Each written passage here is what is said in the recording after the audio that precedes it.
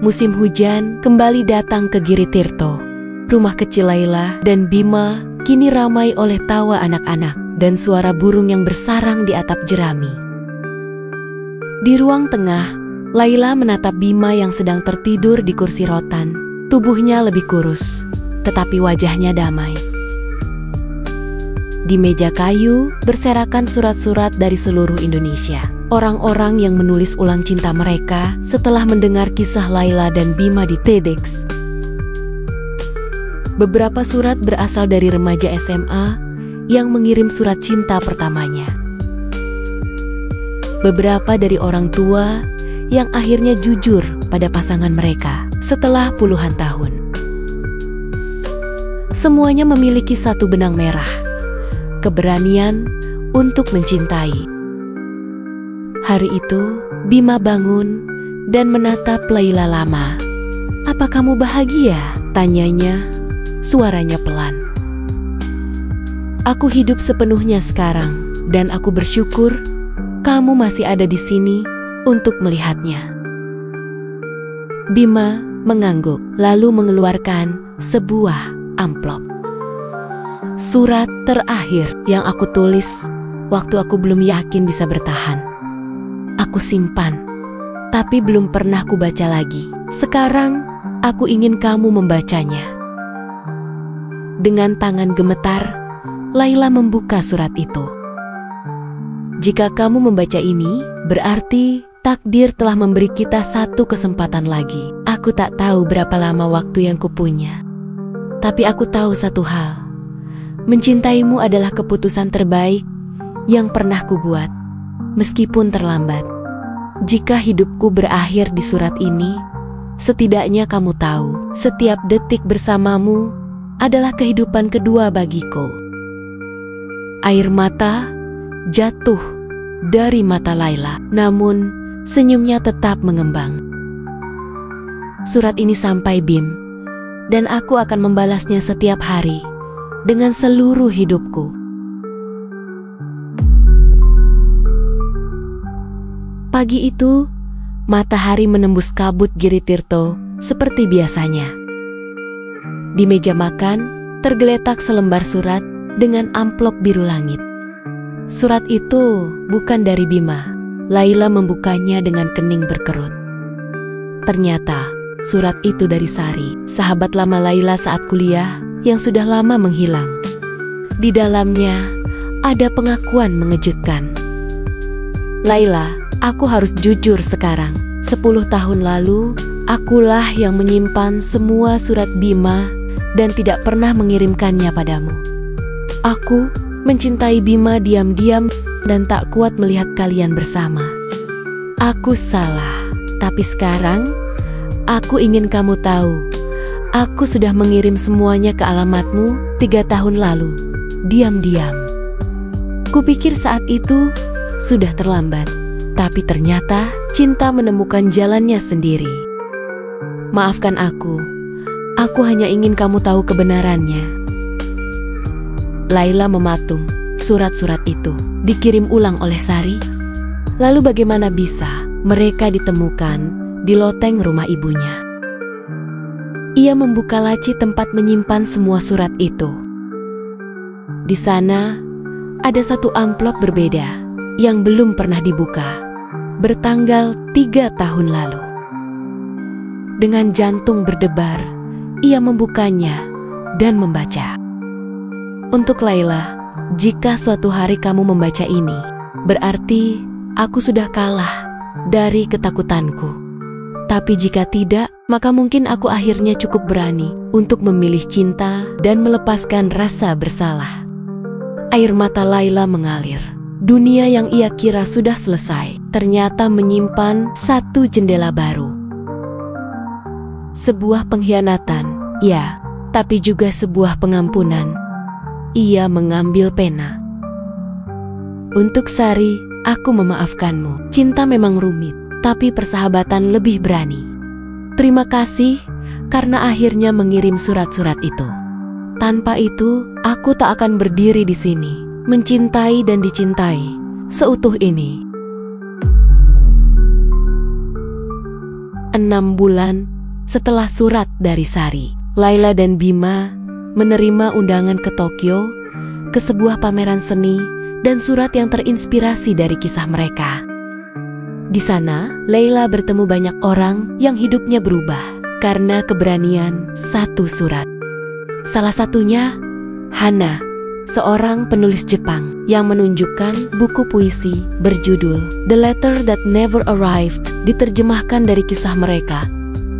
Hana memeluk Laila. Suratmu memberi aku keberanian menulis surat kepada ayahku yang sudah lama kutinggalkan. Sekarang kami saling berkirim surat setiap minggu. Di sela acara itu, Bima diam-diam menarik Laila keluar gedung ke sebuah taman sunyi dengan pohon sakura mekar lebih awal. Kalau semua tempat ini bisa jadi rumah, aku tetap hanya ingin satu, tempat di mana kamu ada. Laila mengangguk, memeluknya. Mungkin cinta bukan tentang tempat pertama kita bertemu, tapi tentang di mana kita memutuskan untuk tinggal selamanya. Dan di bawah guguran bunga sakura, Laila menulis satu surat lagi. Bukan untuk dikirim, tapi untuk ditanam bersama biji sakura di taman itu. Untuk masa depan, jika kalian menemukan ini, tahulah bahwa cinta bisa bertahan meski tertunda, meski tertanam dalam diam.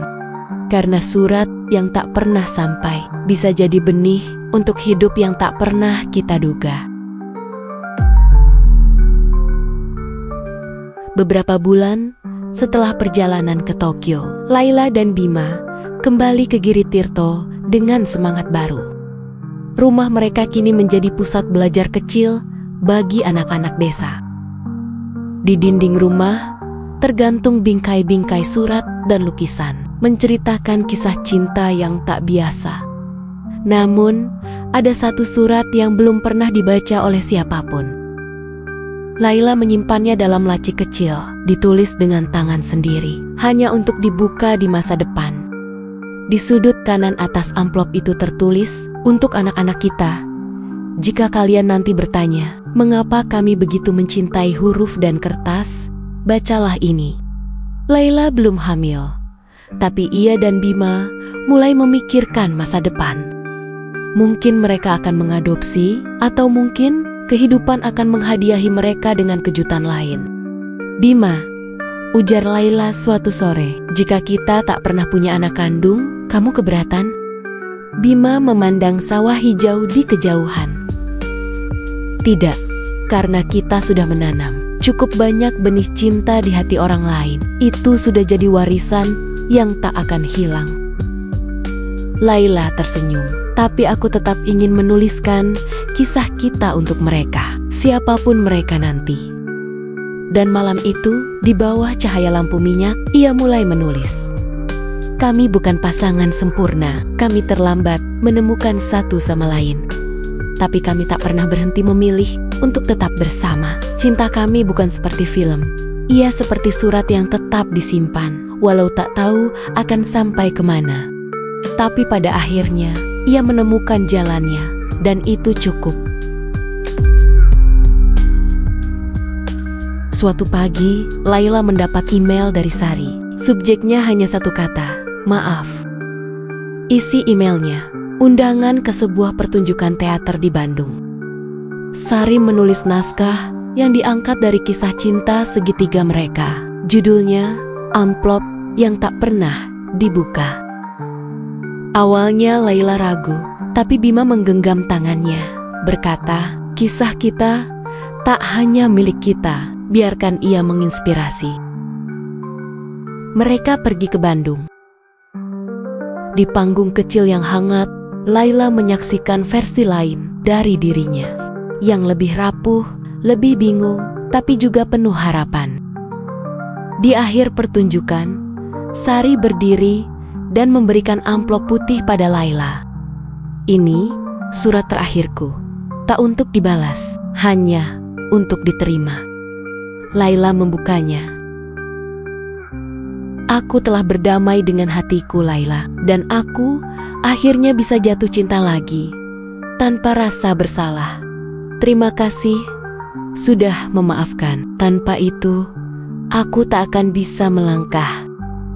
Air mata Laila menetes. Ia berdiri dan memeluk Sari. Kali ini bukan sebagai sahabat yang terluka, tapi sebagai dua perempuan yang memilih untuk tumbuh. Tahun-tahun berlalu, Laila dan Bima mengadopsi seorang anak perempuan bernama Kirana. Ia cerdas, suka menggambar dan menulis, dan selalu penasaran dengan cerita di balik lukisan. Mata berwarna emas di ruang tengah. Saat Kirana berulang tahun ke-10, Laila memberikan sebuah kotak kayu kecil. Ini hadiah dari ayah dan ibu, bukan mainan, tapi sesuatu yang akan menemanimu sepanjang hidup. Di dalamnya ada puluhan surat salinan dari surat-surat lama, dan surat baru yang mereka tulis selama 1 dekade terakhir. Kirana membaca satu demi satu, matanya berkaca-kaca. Ibu, kenapa semua surat ini seperti puisi? Laila tersenyum, menatap Bima yang duduk di pojok ruangan dengan senyum haru. Karena cinta, Kirana, memang seharusnya ditulis seperti puisi. Tak harus sempurna, tapi harus jujur. Dan malam itu, Kirana menulis surat pertamanya. Untuk orang yang akan kucintai nanti, kalau kamu membaca ini, semoga kamu tahu. Aku belajar mencintai dari dua orang yang mengajarkanku, bahwa surat yang tak pernah sampai pun bisa mengubah dunia. Puluhan tahun kemudian, Kirana berdiri di galeri seni di Yogyakarta, mengamati lukisan mata emas yang kini tergantung dalam pameran bertajuk Cinta dalam Surat. Ia telah menjadi penulis dan ilustrator terkenal dengan gaya penceritaan yang puitis dan jujur. Di tangannya, sebuah buku kecil, kumpulan surat keluarganya yang kini dicetak dan dibaca oleh ribuan orang. Seorang jurnalis muda mendekatinya dan bertanya, apakah semua surat itu benar-benar pernah ditulis? Kirana tersenyum. Sebagian pernah, sebagian belum, tapi semuanya dirasakan. Sebelum meninggalkan galeri, Kirana menyelipkan satu surat baru ke dalam amplop. Di bawah lukisan mata emas, tanpa nama, tanpa alamat, hanya satu kalimat. Untuk siapapun yang merasa belum sempat mencintai, ketahuilah, kadang surat yang belum dikirim bisa tetap sampai. Jika kamu cukup berani untuk menuliskannya,